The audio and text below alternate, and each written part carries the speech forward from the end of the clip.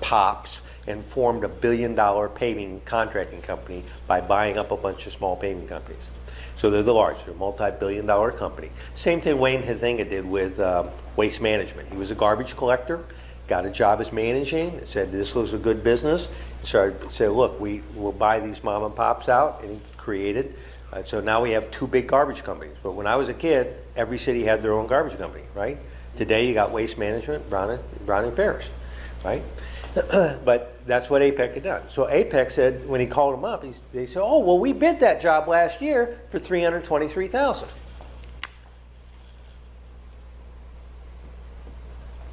And Bill said, would you do it for me for that? They said, sure. So he turns in a bid to the government, $416,700. Thinking, he told Sean, he said, I was sitting in my chair going, look, this is exactly what these guys were telling me. I want to make 100 grand. So that's where the number came from. I want to make 100 grand, and he figured he could negotiate the guy down a few thousand, right? He gets a phone call from the government. Now, it was advertised as a 1 to 250. So it was advertised 100K to 250K. And that's, remember, this guy said they didn't have enough money. I bid it last year, but they didn't have enough money. So the government tells him, Bill, you're the only bidder here, but your price is too high. Now, something you're going to hear about at the end of the day is the $100,000 letter, if you haven't heard about it before. So back in 2003, I had somebody tell me my price was too high. It took me 25 years to figure out how to write it, but I wrote what became known as the $100,000 letter.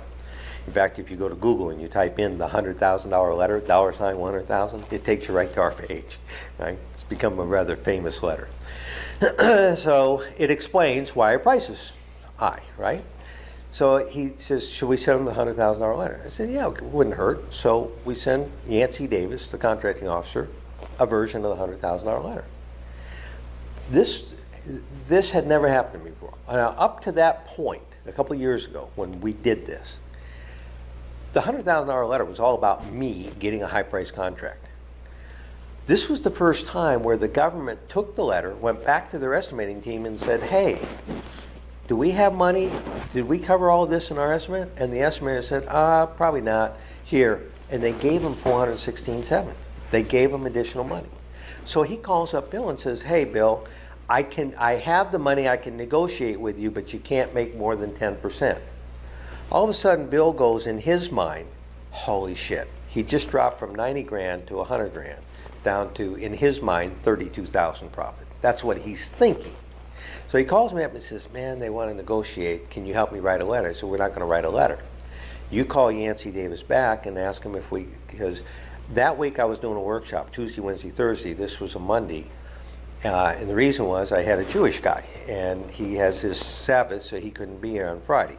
So I said, well, I'll do this workshop Tuesday, Wednesday, Thursday. So I told him, I said, call Yancey Davis, ask him if we can negotiate at 10 o'clock Friday morning. You'll bring your consulting estimator in on the phone call.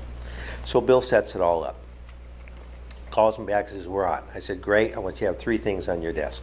You have the telephone, you have a recording device, and a roll of duct tape. And Bill goes, I get the recording device, I get the phone, what's the duct tape for? I said, in every conversation that I have with the government when I'm in negotiations, there comes a certain point in the conversation where silence is deafening. It's so deafening that people can't help but to say something.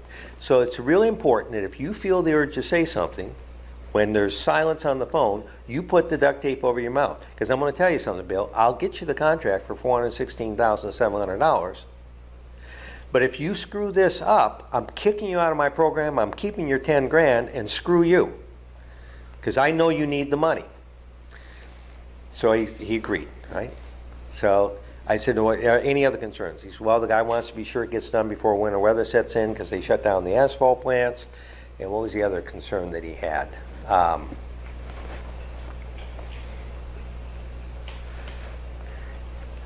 Yeah, I think that was it. And so his other concern, Bill's concern was that the government already knew, because they had bid last year, what this number was. So he was afraid that, because they told me he could only make 10%. So I said, well, you just listen carefully how I address your fears.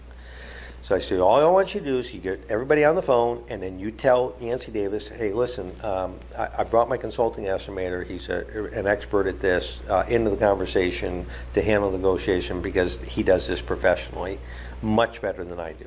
And then you keep your mouth shut. Now, if I ask you a specific question, then you answer it, but you answer it succinctly. If I want you to elaborate, then you explain a little bit more, but keep it short and simple. But I may not ask you anything, but if I do, I want you to keep it short and sweet. We have an understanding. Yes. Okay, great. Phone rings. Mr. Davis, I really appreciate you giving us the opportunity to negotiate this contract. So here's the script that I was using. I'm just going to give it to you. You figure out if you want to put notes on it. And the first thing I said to him is, I said, you know, I appreciate it. I love the National Park Service is actually my favorite agency. This is the absolute truth. It's my favorite agency to work for. I've done a lot of work in Mississippi. I've done a lot of highway paving projects. And Bill's Service Disabled Veterans got years of experience with doing work for the government, but not construction. And my expertise is construction, so I handle that part for Bill. That's why I'm on the phone conversation. I think everybody knows that the actual cost of the 1-inch overlay is about $325,000. Now, what did I just do with Bill's fear? It's gone, right? Because I just put it right up front. Bill told me, I'm afraid they already know this 320. So I just, look, the way to face a fear is to put it right up front and make it go away, right? I think everybody knows that the actual cost of the 1-inch overlay is about $325,000.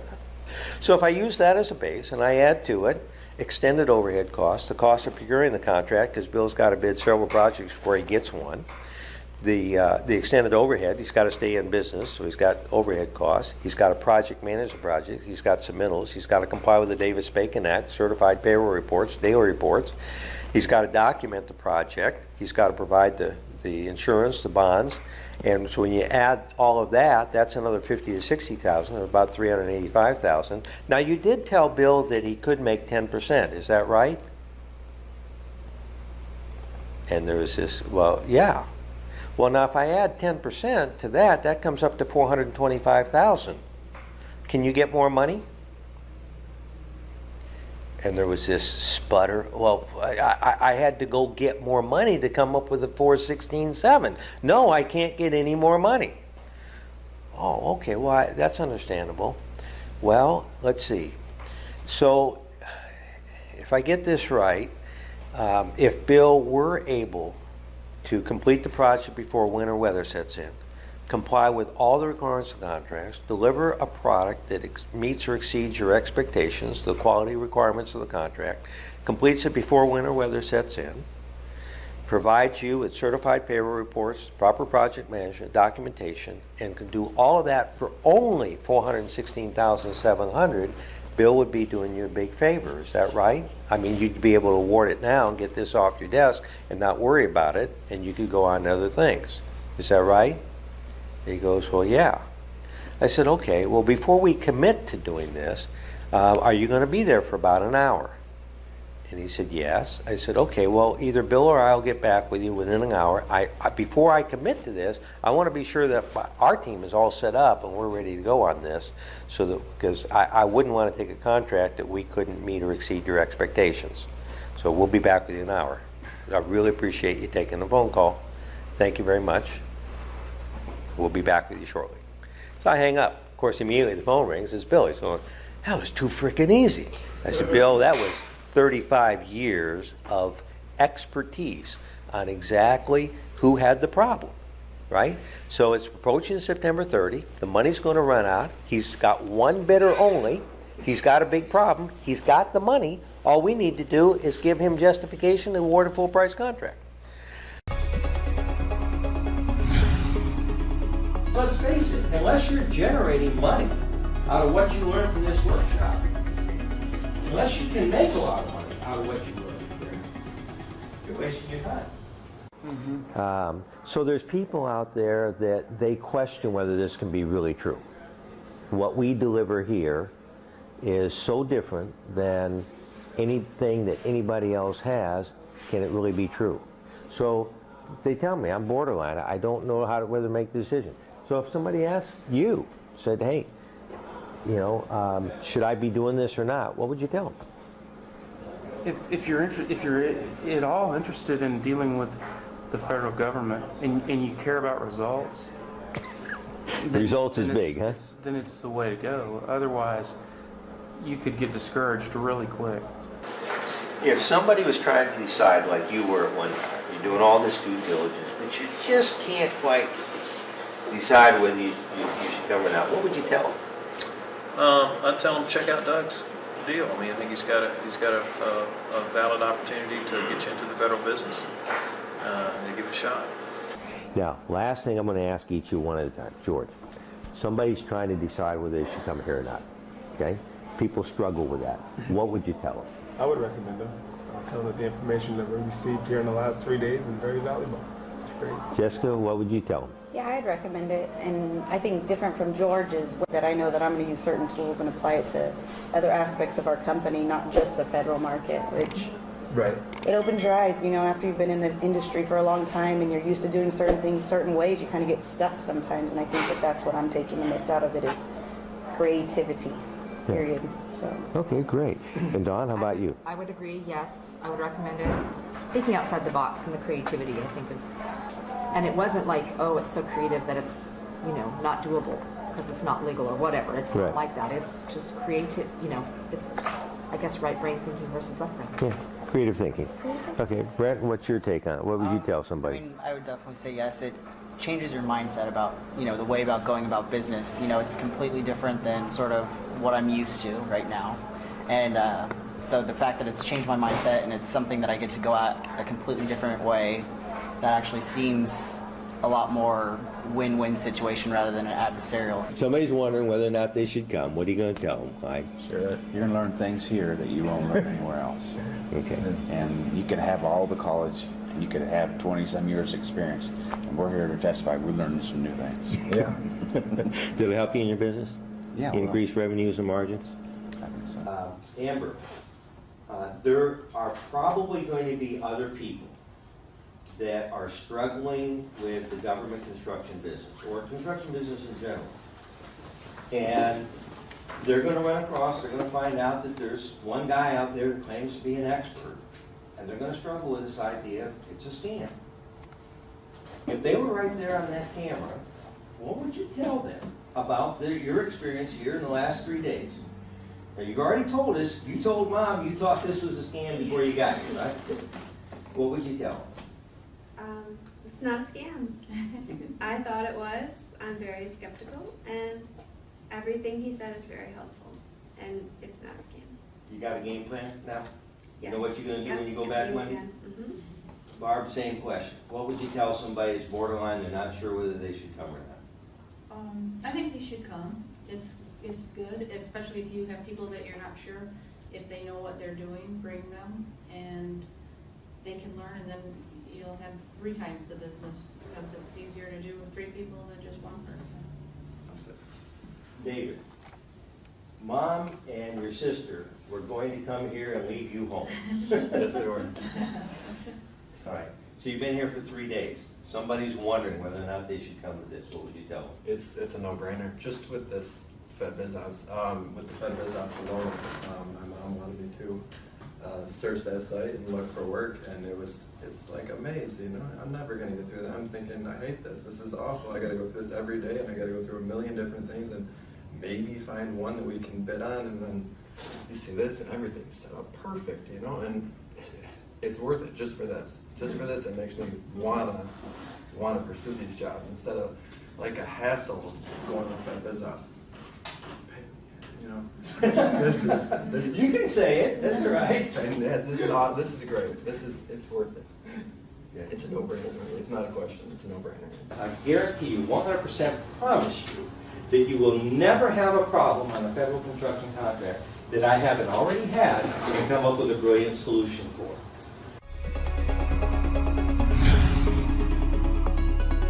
Do this, this, and this. I fired a girl, Nora Booth. She'd been with me for 5 years. One of our business processes for the administrator was that before you turn in a bid, the last thing you do before you submit a bid is you verify the number of amendments. Because if you miss an amendment, it's fatal. Now, there's an exception to that rule, and that's only if the amendment would be immaterial to the amount of the bid. But she missed an amendment on a bid after being there 5 years. It cost me 200 grand because I didn't get the job, even though I was low bidder.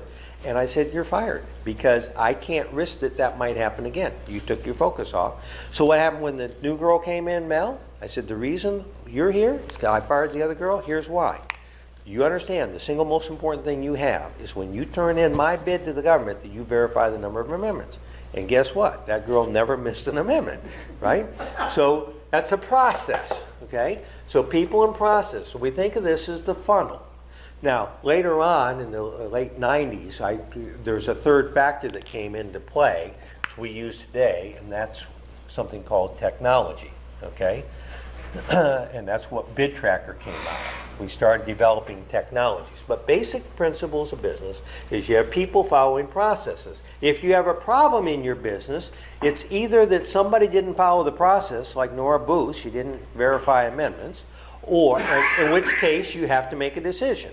The people didn't follow the process. I can either retrain the people, or I fire them and get somebody else that's going to follow the process. Understand that, okay? Or the process is right, okay, we got the wrong person. Okay? But you can track almost every problem that you have in business down to people. If it's a process problem, then you correct the process. If it's a people problem, you either retrain or replace them. Okay? Now, most people think of this as a business funnel, and what do they say comes out of the bottom of the funnel? What's supposed to come out of this? Okay? Most people think of this. What we're going to do right now is you go ahead and draw that little diagram up there and then put a big X through this.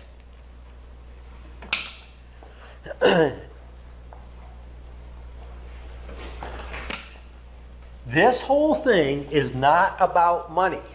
Now, don't get me wrong. Cash is the lifeblood of a business. You can't operate it. If you don't have a profit, at the end of the day, then shame on you. You shouldn't be in business.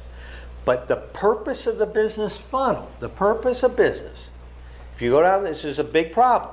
You go down the street, just any stranger, you say, what's the purpose of business? What are they going to tell you? To make money, right? That's a big problem. Let me tell you why it's a big problem. The minute you have a conversation with me, or you have a conversation, you go, well, Doug's got a business, I got a business, it's all about money. Well, we're going to have a struggle there because Doug's in business to make money, I'm in business to make. So you got this natural barrier there. I break the barrier because that's not the purpose of business. Now, interestingly, did you have more than one business card? Multiple. You got multiple ones? Great. We're going to hand them out because we're going to go back to your business fundamental and give one. Okay, got one. Okay, so we're going to look at the real purpose of business. Okay. Now, go to your business fundamental page. Okay, if that's where we're at. Now, there's 3 parts to the real purpose of business. There's 3 parts. Part A, B, and C. Part A is the real purpose of business to find or create a customer or client who has a need or desire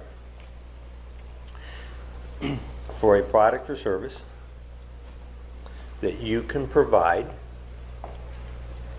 and meet or exceed their level of expectation.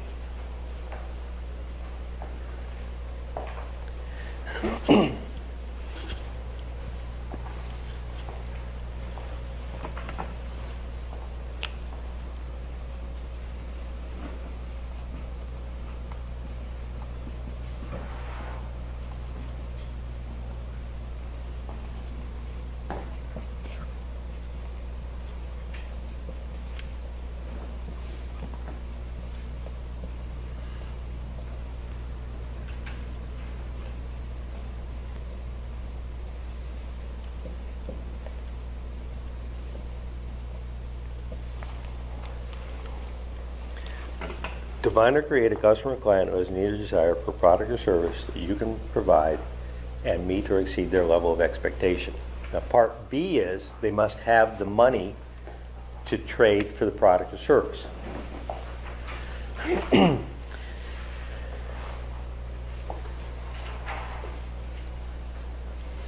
B is they must have the money to trade for the product or service. And C is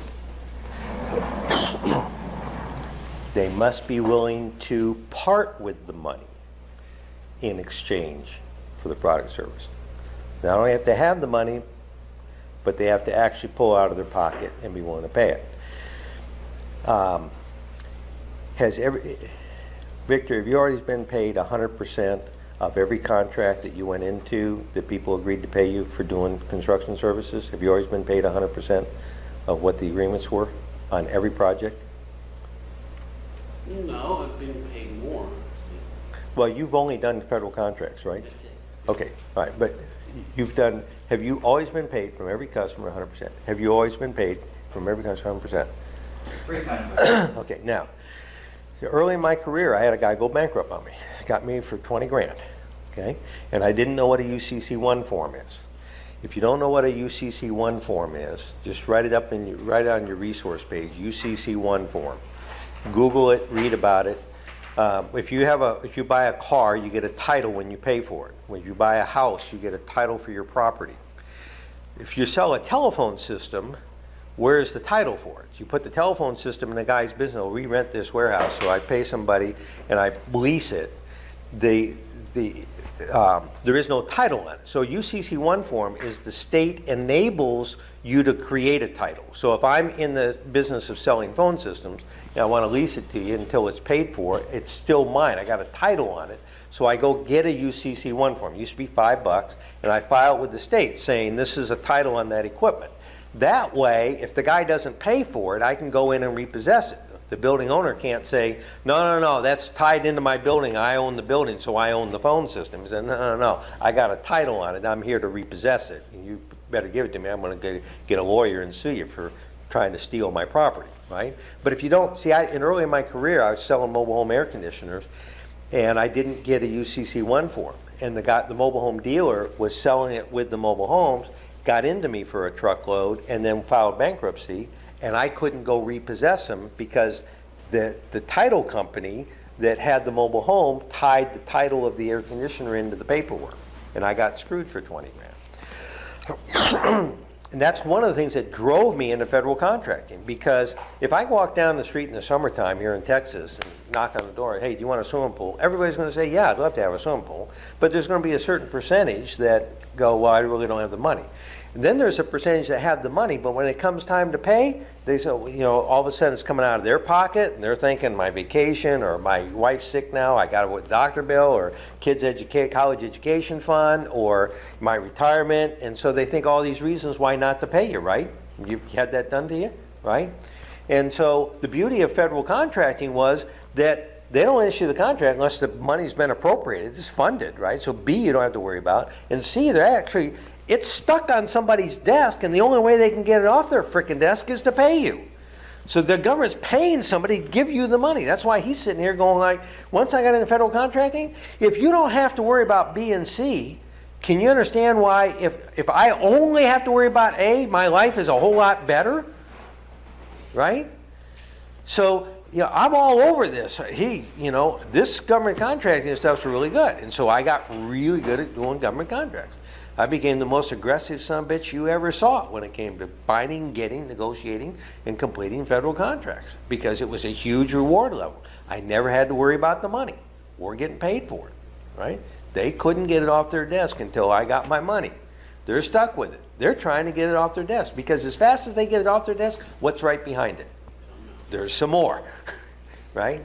So you're doing them a big favor if you help them get that. I was doing Yancey Davis a huge favor by negotiating that contract, getting it off his desk, getting that 1-inch overlay done by a professional expert contractor before winter weather sets in, because if it doesn't get done this year, what happens over the winter? In Mississippi, you get freeze-thaw cycles, and they might need 1.5 inches or 2 inches next year. Might cost them more money. So it's important we get this done. And Bill pocketed $123,000. Okay. Let's see. All right. So the whole purpose of this funnel is to find and create to create the most value in other people's lives and businesses. That's the purpose of your business, right? Now, there's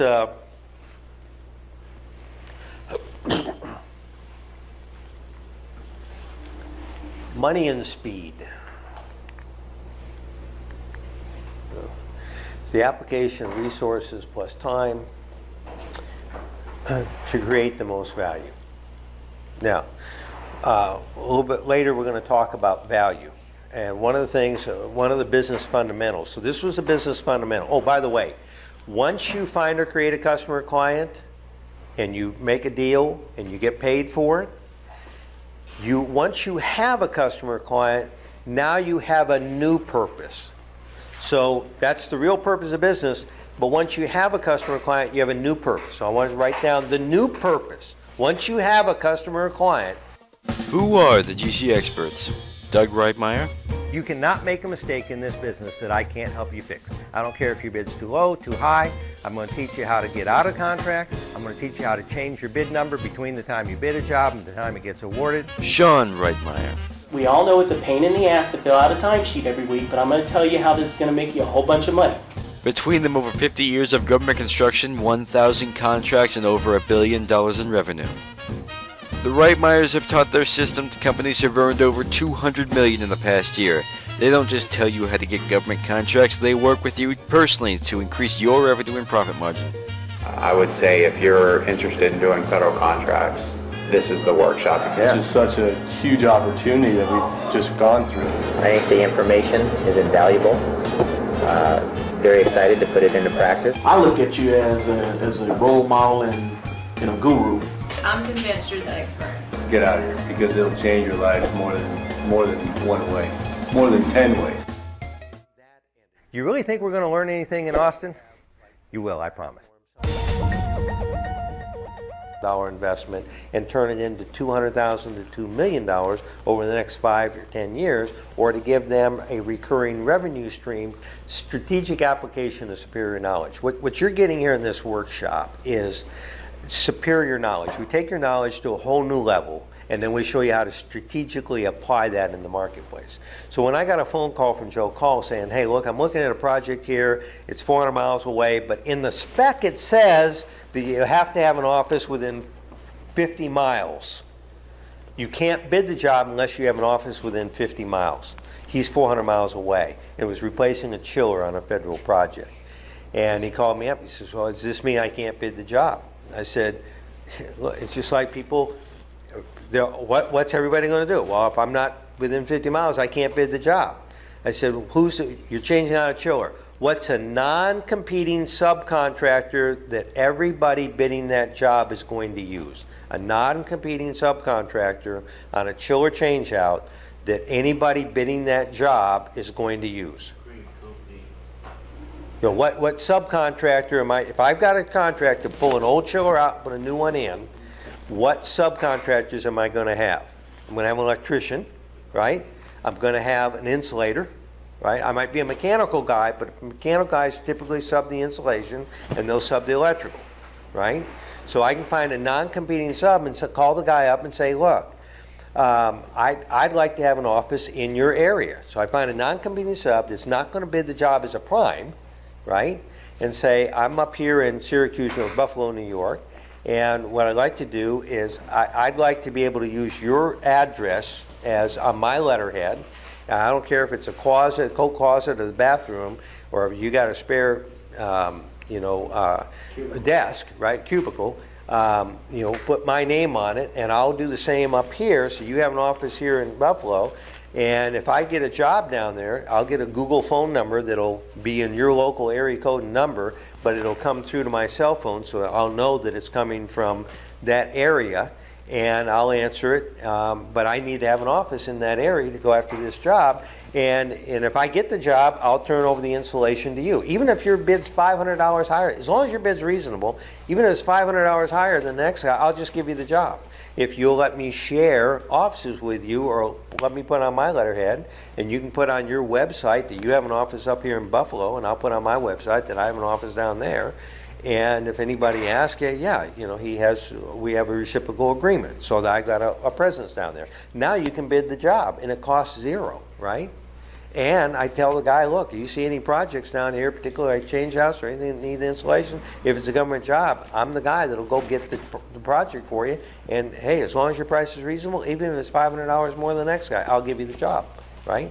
You see how I can take that knowledge, a strategic application of a superior knowledge, and go get cash in the bank? Okay? I've done that numerous times. So basically what you want to do is create a knowledge gap between you and the other guys. So they come up and they go, oh, I can't bid that job, but you know how to cross the bridge and get to the other side and put the money in the bank. Okay? So knowledge is why you are here. I love seeing the government invest money in their infrastructure and people profit from it. Okay? So I have a passion for that. Because one of the things I want to fix a little vocabulary here for you. So we'll go to business fundamentals and just jot this down. Never talk about cost. Always talk about investment. Nobody likes to buy things, but everybody likes to invest in things, right? Understand that our government, our federal government, when they do a renovation on a building, just like if you add a swimming pool to your backyard, do your taxes go up? Does the value of your home increase? The federal government, every time they spend a construction dollar, in their books, their record-keeping system, they say we have increased the value of the country. A lot of people don't realize this. The beautiful thing of the Franklin Delano Roosevelt's New Deal, how he saved the country, was he went to Congress and he said, for the first time, I want you to give me the right to print money without gold backing and trade the printed money for infrastructure. If you let me print money instead of gold that sits over at Fort Knox, we're going to build a dam that's going to create a lake and give us electricity. It'll be worth more than gold. And in fact, Hoover Boulder Dam at the time cost $48.5 million, and you couldn't be replaced for $2 billion today. And it's returned millions of dollars in revenue every year by the water resource, Lake Mead, that is created. The last time I saw, they ran a 25-foot diameter pipe from Lake Mead into Las Vegas to service those tens of thousands of hotel rooms there, right? I think there's 4,500 rooms in just one hotel. I mean, some massive number of hotel rooms there are in Las Vegas, right? It's got to have a lot of water. But that was a result of the Franklin Delano Roosevelt saying, look, we don't need gold to back this. We need infrastructure to back it. It's more valuable than gold, right? And they put in the books there, hey, we invested $48.5 million. The country's worth now $2 billion more. We don't say that. We just say we've invested 48.5. But if they give you more money on a contract, do you understand that on their books they increase the value more? Carlos, I just got back from Skagway, Alaska, where we put a 3-ton air conditioner in a 1,000 square foot museum. A 3-ton air conditioner, no heating, just air conditioning. $107,000. $107,000 to put a 3-ton air conditioner in a museum. Okay? It's in Alaska, probably. It's a remote area. Yeah, it costs $60,000. Here, I'd do it for $5. Up there, it costs $60. We had to have the duct fabricated in Anchorage, pay a guy $3,500 to take it 840 miles into Canada, come back. Had to pay the border guards $500 bribe to get it to go through, right? And had to pay a team of guys to fly in there. So paid $12,000 for the installation, $11,000 for the duct work, $15,000 for the computer room air conditioner type to comply with the humidity and dehumidification controls requirements, hot gas reheat and so forth. But still, you made plenty of money on it, and he didn't have to do anything except call me up and say, hey, I'll split the money with you if you can figure out how to make money in Alaska, which I knew how to do that, right? How could I be the most productive with my time? Remember, the single most valuable thing I have after my health is my time. People spend hours trying to find projects every day. I reduced that to less than 5 minutes. At the end of tomorrow, when Sean shows you the technology and how we use that technology, I want you to wake up every morning and the first thing you do is spend 5 minutes doing what I did every day for 5 minutes. Because in 5 minutes, you can completely discover everything that the government's spending money on in the way of construction for any given single day up to 30 days into the future. So you pick a day, you spend 5 minutes, and you'll see the golden landscape. So it's kind of like if you looked at, you look down at the Pacific Ocean at night, right, from a satellite, and it's all black except for the ships that are lit, right? So you just see these little light things there. So there's all this darkness out there, but you see the lights. Now you look at those lights and go, in less than 3 seconds, you can tell by looking at the light, you can scan that line, and your brain can pick up and go, oh, this one I'd be the only bidder, okay? Now, that's one of the things you want to learn how to do, is figure out how you're going to be the only bidder. And I'll give you all the criteria and how I use that to get these high profit jobs, okay? How do you find good subs? This is Victor's big problem. How can I do these jobs, all right? So remember, multiple places. I would say never use Craigslist until I got a job at Cannon Air Force Base. And when you go to Google Earth and you look at where Cannon Air Force Base, it's in the middle of nowhere, right? Little tiny town, Clovis, New Mexico. Everything else is a long ways away. I don't know what the population goes, maybe 10,000. But guess what? Craigslist, Clovis, New Mexico, everybody looks at it every day. So when I put in an ad in Clovis, I'm looking for a mechanic that can do this, this, and this. Boom. They tell me the best mechanics in town. They talk, right? Guy calls me up. I'm a mechanic. I've got to pass on the flight line out there, right? Because I've got to do an aircraft maintenance assembly deal. Boom. But the ways to find good subcontractors and good contractors are by who is the best in town. Who's going to recommend them? So you called the preacher at the church, that little tiny town up there in Wisconsin. Call the boiler guy over here when I needed some boiler work done at the prison not far away, right? I call a major contractor if I'm looking for a good plumber. Who's your go-to guy? If he's too busy, who would be your second best deal, right? So I get his top 2 right-hand guys. Would it be all right if I used your name? Then I'm calling the guy up saying, hey, Charles over there at XYZ Construction? Everybody, yeah, I do his concrete work. And so I don't know how much you're paying him. He says you're the best there is. Is that true? I get into a conversation with him, right? And so you get this, because I know somebody he knows that he likes that gives him business, then I start fitting in the same category, and I fit into with him, right? By carrying that conversation on that way. How do I negotiate with subs? Anybody watch Pawn Stars? Pawn Stars? Did you happen to see where ABC, Good Morning America, George Stephanopoulos, they did a special on the Pawn Stars, and he went to Las Vegas. He said, I want to learn to be a pawn guy. Did you happen to see that episode? No. Okay. So they show George in the back room. Okay, here's how we do pawn stuff, right? They come in. Did you want to sell it or did you want to pawn it, right? How much did you want to sell it for, right? He goes through it. Okay, George, can you do this, right? So now George goes out. First guy comes in, walks up to George. I have this antique book. And George is looking at it going, wow, I want that book. How much do you want for it? Right? No. George says, I don't know, somehow he said, George said, can I buy it from you? And the guy says, yeah. He said, well, would you take whatever it was, $2,500, right? So George kind of had an idea what the thing was worth, and George wanted it. And these guys, the Pawn Star guys, are going, what the frick is he doing? Right? The whole idea in the pawn business is that you never give the first number. Okay? That you always say, you want to sell it, you want to pawn it. Oh, how much were you looking to get out of it? Right? Because if in your mind it's a $10,000 item and he says, I'll take $2,000 for it, what's he going to say? Well, that's a little bit more than what I expected to pay. Would you take $1,500? Even if he knows it's worth $10,000. Do you understand the logic behind that? Okay? Now I'm going to show you how this actually works in real life.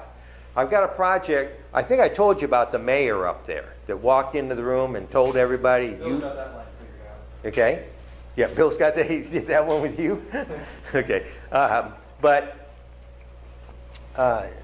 So at Texarkana, I've put all these unit heaters up. Now a unit heater is taking a steam coil, turning it into a circle, putting a piece of sheet metal on the top of it, and putting a motor in the middle of it with a propeller on it. So when you turn the thermostat on, that motor comes on, steam goes through the coil, air is pulled through the coil, gets heated and blown down.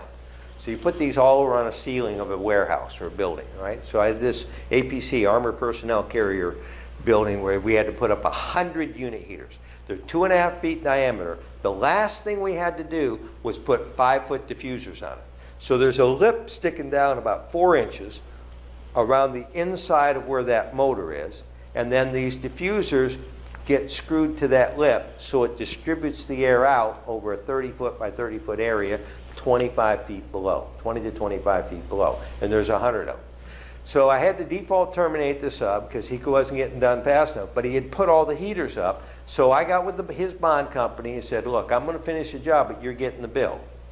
But the last thing I had to do was put these diffusers up. So I got 100 boxes of these things, and in my mind, I'm thinking, Jesus, how are you even going to get those things up there? I mean, this is like an automobile manufacturing plant, right? The APCs come in one side, they get all torn apart, and when you get to the middle of this, 24 acres under one building, that's where the bulk, the Hulk thing is, right? And then it gets all remachined and rebuilt, and they drive it off brand new coming out the other end. And all types of equipment and machinery over this whole acreage, multi-acre building. And so we had all the heaters up, and I'm thinking to myself, if I paid somebody $100 a piece, could I get this done? If I give them $100, that'd be $10,000. That's what's going through my mind.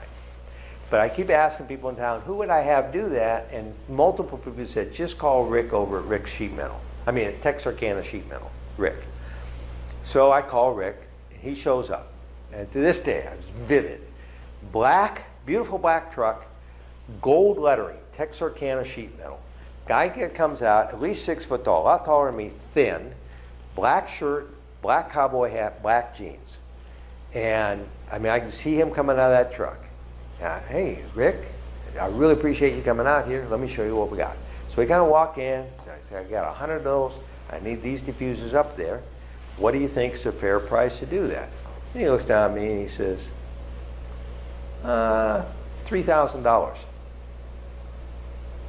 Now where's my number? Right? And I said, well, how about $2,800 and I'll pay you real fast. He said, but I need to have it done in the next 10 days. He said, oh, I can get it done a lot faster. He said, they're all ready to go? I said, yeah. Now, we were working nights because you couldn't work in there with all that equipment going on. So I had this guy, Eddie, would come out at 11 o'clock in the morning. His job was to watch what everybody was doing. He knew exactly what work needed to be done the next night.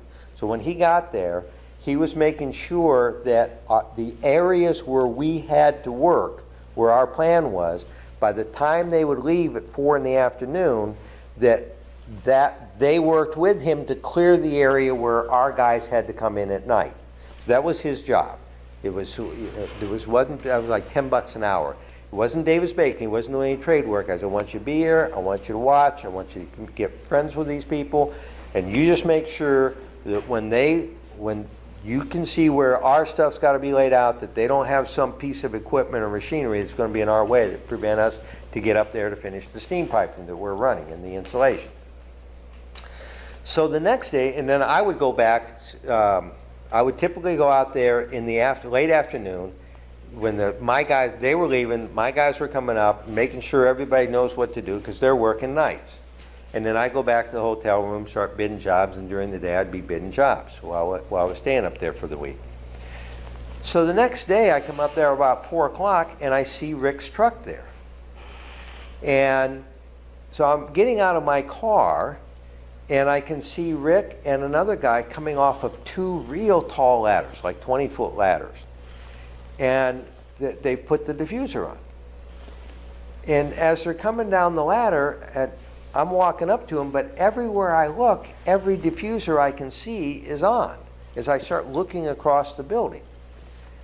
And so as they're coming down the ladder, I went up, well, how many more do you have to do? And he's looking at me as he's coming down the ladder like, that's the last one. Like, I just got you for $2,800. That's what he's thinking with this big grin, like, that's the last one. And I'm thinking, where in the frick, can I overnight you a check? I mean, you know, frick, I mean, I go out there the next day, it's done. You know, I can go home. I don't have to worry about this anymore. That's what's going through my head. And I said, man, that's fantastic. Where can I overnight you a check? He said, just send it. You got my business card. Yeah, shit, man, I'll get you the money on it, no problem. So he's getting in the truck, loading up with his buddy, and I see Eddie come around. I go, I'm going, Eddie, you believe that? They got all those, I mean, I can't believe it. And he looks at me, what, you think he did all those? And I'm going, what are you talking about? He said, Rick came in here about noon, and everybody went, hey, Rick, you know, Rick used to be the quarterback on the football team in the high school. Everybody here knew it. Hey, Rick, what you know? Oh, I got these diffusers to put up. He said, shit, there was 30 people over here with forklifts and man lifts and equipment. And he says, shit, man, the whole thing, he did 3 of them. He's out there saying, yeah, well, let's see, well, maybe we could get this one there. He's just telling people what to do, and then he and his buddy got up here to do a few of them himself. I'm sitting there, I'm thinking to myself, you know, there's things that people can do in this world that you and I are never going to be able to do, right? I mean, there's no freaking way you'd give me $2,800 and I'd go up there and do every one of those. At $28 a piece, are you shitting me, right? Yeah. Okay? I mean, it's like the mayor coming in saying, you tell them how to divide up the money, I want it done in 3 months. Frick, it's done in 3 months, right? There's people that can do shit you can never do. But you have to have your mind open to that, right? Now, let's talk about by the hour, by the job. Sometimes you find somebody that's really good at what they're doing, but they only work by the hour, say $100 an hour. I had this happen to me. It was Seymour Johnson Air Force Base. It's halfway between, you land in Raleigh, North Carolina to get to Seymour Johnson Air Force Base. To get to Camp Lejeune, you drive down 70, and that's the place to get there, right? And we were doing the officers club, and I had to replace the HVAC equipment. The hallway door wasn't big enough for the equipment either to come out of or to go in. So when they built the building around the equipment before they sealed it all up. So it's easy enough to cut equipment up and get it out the door, but how was I going to get the new equipment in the door? And they had wainscoting on the wall, and they had this wainscoting on the lower half of the wall, and then with paneling, and the top half had this red velvet wallpaper that felt like velvet cloth. And I'm thinking to myself, holy shit, I'll never be able to pull the door out and put it back in and make that look good, right? And this is the officers club. So I talked to a lot of people, what should I do? What can I do? And they all give me this same guy, Ron. Call Ron. He's like a furniture doctor. He's a master carpenter, but he can make anything, take it apart, put it back together, and you'll never know it was done. So I called the guy, and he wants $100 an hour. Now, over my career, this has happened several times. People want to work by the hour. So I've developed these techniques, these scripts on how to handle people that want to work by the hour. Now, you've got 25 years experience in construction, right?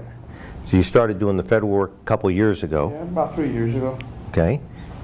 And if you had been here 3 years ago, what do you think the difference would have been the last 3 years? Oh, it would have been, well, probably made a lot more money than.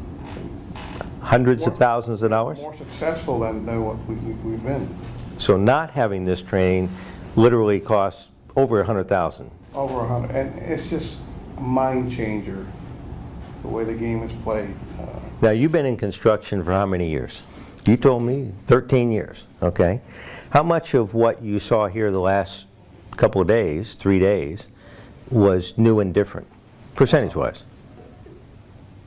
95%. 95%.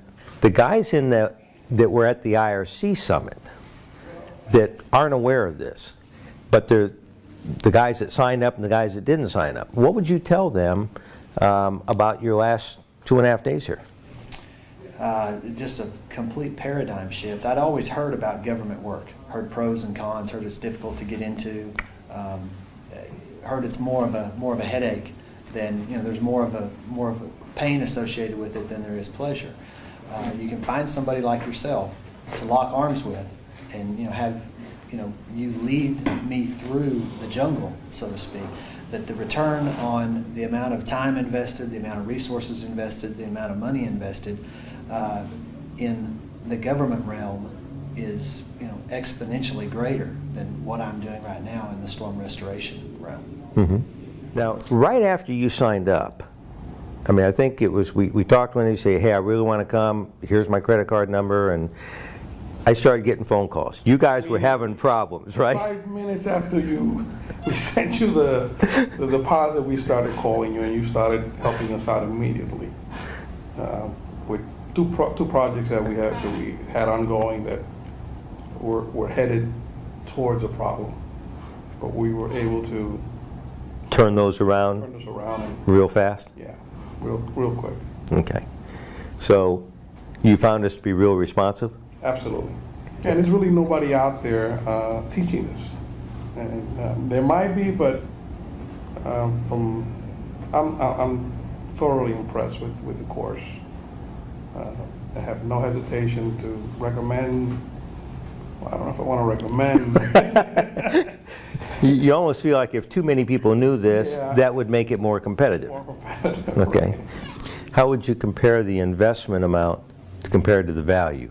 In other words, if it's worth what you paid for it, that'd be 1 to 1. If it's worth 10 times more, it'd be 10 to 1. What would you say that the value of this was compared to the investment? Oh gosh,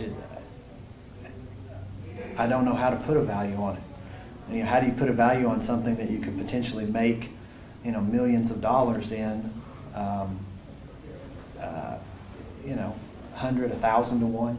If you want to do federal work, you need to make this investment, and it'll pay off. It's on your first contract, on your first change order, you'll make it up.